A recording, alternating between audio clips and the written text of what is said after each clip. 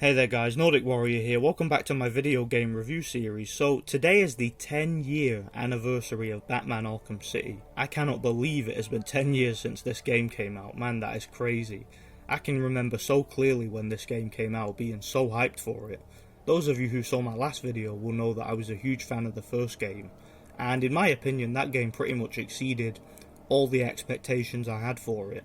It's a game that took everybody by surprise by how great it was, so naturally when I heard they were making a sequel, I was beyond hyped for it. Where do I even begin with this one? How do I begin to approach this now legendary game, and how could I possibly do it justice? It's a game that right off the bat has pretty much everything you would want from an action-adventure game. It has the same gameplay style and technicalities of the first game, however it improves and expands upon it in pretty much every way. Everything that was great about the first game has been improved here. So the game is set 1 year after the events of Arkham Asylum. Since then, the asylum has shut down, as well as Gotham City's largest prisons. An entire rundown section of Gotham City has been closed and converted into a giant prison, now known as Arkham City. This was actually foreshadowed in the hidden room you could find in the first game, proving that the sequel had been planned long before the release of the first game. All of Gotham's criminals, as well as all the high-profile supervillains from the Batman comics, have been locked up in this city and have been set loose. In the beginning of the game, Bruce Wayne is holding a press conference trying to convince the people of Gotham, as well as the new mayor Quincy Sharp, to shut Arkham City down. During the press conference, Bruce is ambushed and kidnapped by Arkham City's Tiger Guards and is taken away. You then find out that he was arrested by the mysterious psychologist and now warden of Arkham City, Hugo Strange. Hugo Strange reveals that he knows Batman's true identity and has a plan for him. He also mentions that he's about to initiate something called Protocol 10. Once the expedition is over, you get a pretty cool tutorial where you take control of Bruce as he is initiated into Arkham City. Naturally, with him being a famous billionaire, he has a pretty huge target on his head. Pretty much every criminal wants a piece of him. Once Bruce is let loose in Arkham City, you can obtain your Batsuit and get going. I absolutely love the way this game begins. Just like with the first game, you get a whole lot of physical storytelling and visual storytelling, and so much about the game's plot and lore is foreshadowed here. You hear some lines of dialogue from some of the other inmates which hints at some of the things going on behind the walls. You also learn pretty quickly several important facts, such as the whole atmosphere of the city. There are various factions and gangs running different areas. There are so many villains from the Batman comics that are in Arkham City. Some of them return from the first game, others are new. Some of them play a major role in the story, others make a small cameo. You have Hugo Strange, who at face value is the game's main villain, who appears to be running the show. You also have the Joker, the Penguin, Two-Face, Mr. Freeze, Victor Zsasz, Ra's al Ghul, Black Mask, Calendar Man, the Abramovich twins Hammer and Sickle, the Mad Hatter, Harley Quinn, Deadshot, Poison Ivy, Hush, Killer Croc, the Riddler, Solomon Grundy, Clayface, Bane. So many villains from the Batman comics, and what I love about it too is every single one of them serves a genuine purpose in the story. Not a single character in the game feels wasted, and every single one of them is properly implemented in some way. You have three main gangs: the Joker's gang, Two-Face's gang, and Penguin's gang. These are the three major factions fighting over various territories in Arkham City, and Batman will have to contend with all of them at some point. You also have lots of neutral inmates who haven't chosen a side yet. I really love the way that the game truly feels like a giant prison, with multiple gangs and dangerous thugs, each with their own style. One of the things I love about the game too is how you can sneak around and snoop on the other inmates. They always have interesting things to say and will often comment on the events of the game. As you progress through the game, the dialogue will change and the inmates will often have very interesting things to say and some interesting observations to make about the events of the game. So the game's overall gameplay mechanics are not much different from the first game, but are much more refined. Combat is more varied, with there now being so many more nuanced ways to approach it, more gadgets to obtain as well as upgrades, and more interesting and fun stealth mechanics. You still have the same combat system, except much more has been added to it, keeping what worked in the first game and simply improving and expanding upon it. As you fight your enemies, you can strike by pressing the X button, and counter incoming attacks by pressing the Y button. You can also stun your enemies by pressing B, and perform numerous types of combinations. The combat of the game is so nuanced and varied, and the various gadgets in the game are also implemented into the game's combat very well, and can often be used in a variety of ways. As you strike your enemies, you will increase your combo meter. As your combo meter increases, your attacks will become more fluid and more effective. As you level up and upgrade your combat skills, your combat will also become more and more efficient. You also have the same stealth mechanics. Batman can once again sneak up on enemies and take them down silently from behind. You can also use Batman's gadgets in these stealth sections as both weapons and distractions. As you play through the game, you will unlock more and more of these gadgets, and you will even be able to upgrade some of them, such as your batarangs that can be used as projectiles against your enemies, your Batclaw, which serves several functions in the game, or your line launcher that can be used for both combat and traversing levels. Some areas and collectibles in the game will be locked off to you until you unlock a particular gadget to access them later. Speaking of collectibles, you have so many more of them in this game than the first. Once again, the Riddler has taken hostages and has threatened to kill them if Batman doesn't play along with his sick games. The Riddler has once again placed question mark trophies all over the city, and Batman will have to find them all to complete it. There are so many of these trophies, and some of them are right in front of you, others are quite well hidden. Some of them require you to complete a puzzle to unlock them. Some of these puzzles are quite intellectually stimulating and will take a bit of time to figure out. Many of them also require a particular gadget or upgrade to complete. You also once again have riddles to solve. There are many of these riddles scattered all over the game. Some of them are very easy and you can't really miss them. Others are quite clever and well hidden. I really enjoyed finding these. It's a lot of fun to try and find the oddity that's being referenced in each riddle in any given area. You'll also once again have the solution riddles, where Batman will have to use his detective vision to properly align a solution. Again, these are a lot of fun, and some of them are quite challenging and intellectually stimulating too. In addition to those collectibles, you also have breakable objects. These differ depending on the location. For example, the outdoor sections of the game, you have Tiger security cameras scattered all over the city that you can break. In the Joker's territory, you have Joker balloons and the chattering teeth from the first game. In Penguin's museum, you have penguin statues, and in the underground sections of the game, you had these items called demon seals. Once again, some of these are quite well hidden and may require some backtracking to find. In addition to finding Riddler's collectibles, he will also have other tasks for you to perform, such as physical challenges that you can find in the menu. He plays a more predominant role here than the first game, and also has set up huge rooms full of hazards and puzzles for you to complete in order to rescue hostages. These rooms are a lot of fun, and it's really satisfying to hear the Riddler squirm after you complete his challenges and rescue his hostages. You also have a huge incentive to complete all of Riddler's challenges and find his collectibles for a few reasons. For one, you get experience points for doing these, and these can help you level up quicker. In addition to that, you can also unlock bonus features this way. More on those later. And let's be honest, Riddler is an annoying asshole. I mean, listen to this guy. What kept you? Did you get lost? Were you scared? Did I finally get to you? Have you accepted that I am the winner? You actually managed to complete enough challenges, Dark Knight. If you think you can hear me clapping, then you are obviously suffering from some sort of delusion, for I am doing no such thing. No. Have you ever wanted to punch someone so badly? Seriously, what a prick. And it's very satisfying to finally track that nerd down and beat his ass, but I digress. The game has some pretty epic boss battles. These are even better than the boss battles in the first game, which themselves were pretty epic. You fight several villains from the Batman comics, and each boss is very unique. You have boss battles in the main story. For example, you take on the likes of Solomon Grundy, the Abramovich twins Hammer and Sickle, Ra's al Ghul, who you fight in a trippy hallucination type of battle below the city, Titan enhanced thugs, the Penguin. You even have an epic boss battle against Clayface towards the end of the game. or my personal favourite boss in the game, Mr. Freeze.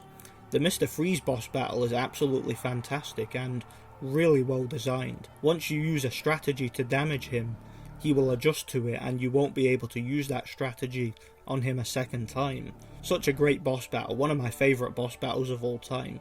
You also have a couple of boss battles in the side quests, Deadshot and the Mad Hatter, and you have a couple of boss battles in 2 of the game's major DLCs, more on those later.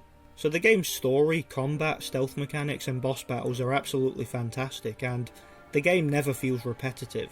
Another thing I love about this game is its overall graphics and presentation. This game looks fantastic for 2011, and it's one of the best looking games on the Xbox 360 in my opinion. The graphics and presentation still hold up today. The character models in the game look absolutely gorgeous, and the game's backgrounds and environments look great too. Arkham City has a really run down and deteriorated look to it, and the attention to detail is phenomenal. All the buildings, streets and slums show decades of decline, and you really get a deprived and run down vibe from it. Even landmarks from the Batman comics show remnants of what they once were before falling in decline, such as the old Gotham police station, which is now being used as a laboratory by Mr. Freeze, or the Gotham Museum that has basically been converted into a giant impenetrable fortress by the Penguin to run his operations from, or the Sionis steel mill, which is a incredibly hostile and hazardous environment and is now being used as a base of operations by the Joker. So many interesting locations that all have their own distinct style and atmosphere, as well as enemy types. You even have whole underground sections of the game, such as the sewers or the subway, which are both disputed territory between the various gangs, as well as Wonder City, which is an ancient underground city that this part of Gotham was built on top of. This part of the game is being controlled by Ra's al Ghul and his League of Assassins cult, crazy ninja bitches with swords who Batman has to fight to reach him. The game also brings back the detective sections from the first game, and this time they are much more in depth. In particular sections of the game, Batman will have to set up a crime scene and investigate a particular crime, or track down a particular character. These are implemented into the game very well and do their bit to add some variety. Speaking of variety, in addition to the main plot, you have numerous side missions to undertake in the game. As you play through the game, these side missions will reveal themselves to you at the correct point in the story. Some of them are as simple as going and picking up a particular gadget upgrade. Others consist of Batman having to undertake an entire case and do some investigating. For example, the identity theft case, where you find several dead bodies in various locations in Arkham City, each with their face removed. Batman will have to set up a crime scene, follow the clues and find the killer, as well as the Deadshot side mission where Deadshot has been assassinating certain political prisoners, and Batman will have to find and stop him before he assassinates all his targets. Or the mysterious figure called Azrael, who has been watching Batman the whole game, and seems to have some sort of agenda. These side missions are entirely optional, and one of the things I really love about them is how they tie into the main plot so perfectly. Every single one of these side missions has a purpose, and every single one of them is interesting and connected to the main plot somehow. You have political prisoners who are being mugged around the city, and Batman will have to save them. You even have a whole mission involving Victor Zsasz where he has taken some hostages, and you will have to answer his calls on the phones scattered around the city in order to track him down and stop him. Again, these side missions are really fun, and they blend with the game's main story perfectly in my opinion. The game once again has some authenticity, with Kevin Conroy and Mark Hamill once again reprising their roles from the animated series. The voice acting in the game overall is fantastic. I mentioned earlier that the game has several unlockable bonus features.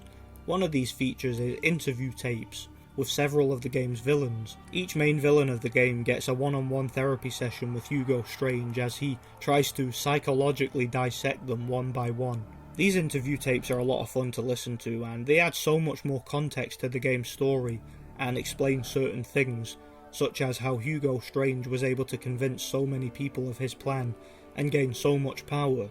It was mostly due to his manipulation of the Mad Hatter, and how he was able to use the Mad Hatter's mind control expertise. Your formula was really quite brilliant.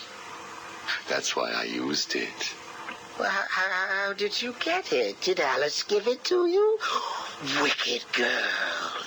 It also explains how certain events of the game were instigated and how Hugo Strange used his manipulation tactics to turn some of the game's gangs and villains against each other, making the whole thing seem like one big sick experiment to him, and giving the game's story so much more context. Oh, you are a truly extraordinary specimen.